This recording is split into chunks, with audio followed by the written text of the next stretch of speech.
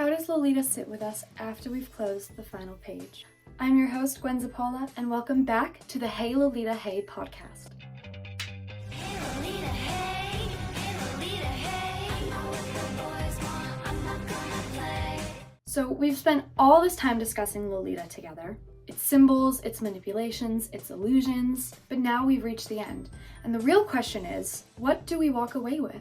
Because Lolita is not the kind of book that you just read and forget. It lingers, it unsettles and stays with you, and that's exactly what makes it so powerful. So here is today's look's inspiration, and I'm going to attempt Lolita's iconic braided hairdo. Let's see how it goes. Reading Lolita is deeply conflicting. Nabokov gives us this beautifully crafted, lyrical novel, but at its core presents something horrific. That tension between beauty and horror is what makes the book so unsettling, but also iconic. As I've said before, it makes us question how easily language can manipulate us, and it's shown how Humbert manipulates Lolita and also his readers. It's a book that makes you feel in alliance almost. We get caught up in Humbert's charm, his poetic storytelling, and the way he frames things, until we stop and realize what he's actually saying. And that is the point. Nabokov wants us to recognize how dangerous it is when someone can make us see something as beautiful just by the way that they're telling the story. And it's so easy to say that Lolita is a disturbing book about a perverted man.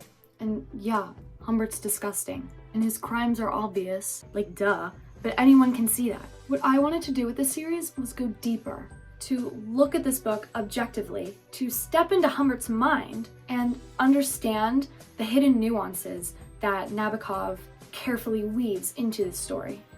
Because this novel is not just about a predator, it is about how predators tell their story, how they distort reality, and how easily we as readers can be manipulated into seeing things their way.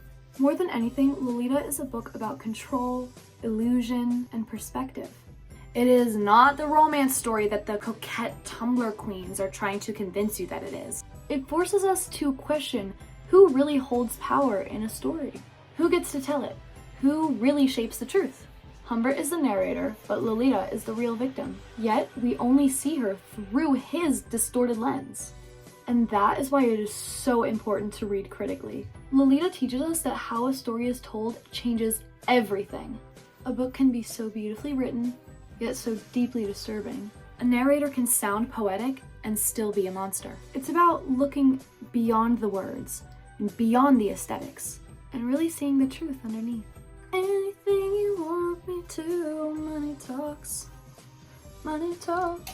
Even decades after it was written, Lolita is still one of the most misunderstood novels of all time. People can mistake it for a tragic love story, when in reality it is a horror novel in disguise, or to me, not really in disguise. It's pretty obvious to see how scary Humbert is. But to those who it is not obvious to, that is why these discussions are so important. Because stories and storytelling really shape the way that we see the world. Nabokov wasn't just telling a story about one man and one girl. He was showing us how easy it is for people in power to rewrite reality in their favor. And that idea, it's not just about Lolita.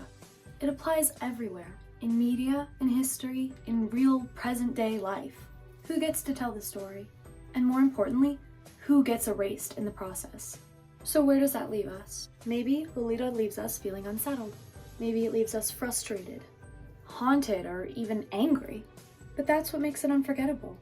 It's a book that forces us to really see through illusion, question the narrator, and recognize the power of storytelling. And maybe, just maybe, that's exactly what Nabokov wanted. Here is the finished look for today and the end of this podcast.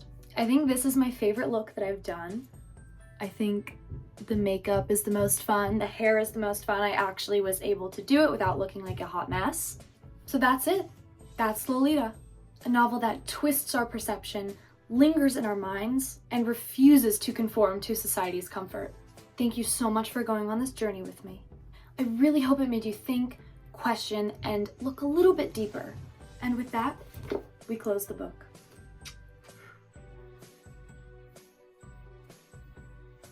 I want to give a quick special thanks to my teacher, Mr. Siriano, for assigning this project because I've had a lot of fun with this and it has like tested my comfort zone and made me like the book and the movie so much more. So thank you so much.